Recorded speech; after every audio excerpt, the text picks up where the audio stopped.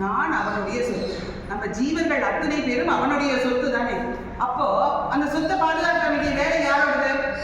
ஸ்ரீமன் நாராயணனுடைய வேலை. அப்போ அவனே தானே வந்து நம்மளை கை கொள்ளணும். நான் ஏன் போய் கண்ணனை எழுப்பணும்? அவனே வரணும் அப்படின்னு இருக்காங்க. அப்பேற்பட்ட கோபிகைக்கு தான் இப்போ எழுப்பத்துக்கு வந்திருக்கான். அப்போ அந்த கோபிகை எழுப்ப வந்துருக்கும் போது அந்த மாளிகை எப்படி இருக்கு, அந்த வீட்டு வாசல் எப்படி இருக்கு, அப்படியே ரத்தினங்களால் பதிக்கப்பட்ட அந்த மாளிகை. அந்த மாளிகை வாசல்ல வந்து நிற்கிறா. கதவு எதுன்னு தெரியல. அந்த மணி கதவு இருக்கு இல்லையா, ரத்தினங்கள்லாம் அப்படியே பல பல பல பல ஜொலிக்கிறது. கதவு எதுன்னு தெரியலையா வெளிச்சத்தினால. ஏன்னா விளக்கும் எரியது. அப்ப விளக்கு எரியது எல்லாம் கண்ணை பறிக்கக்கூடிய அளவுக்கு ஒளி வெள்ளத்துல இருக்கிறது அவருடைய வீடு அந்த ரத்தினங்கள்னால. அதனால இவங்களுக்கு தெரியல அந்த வீட்டுக்குள்ள எப்படி போகிறதுன்னு தெரியல. அதனால மணிக்கதவம் தாழ்த்திக்குவா, அந்த கதவை தர அப்படின்னா.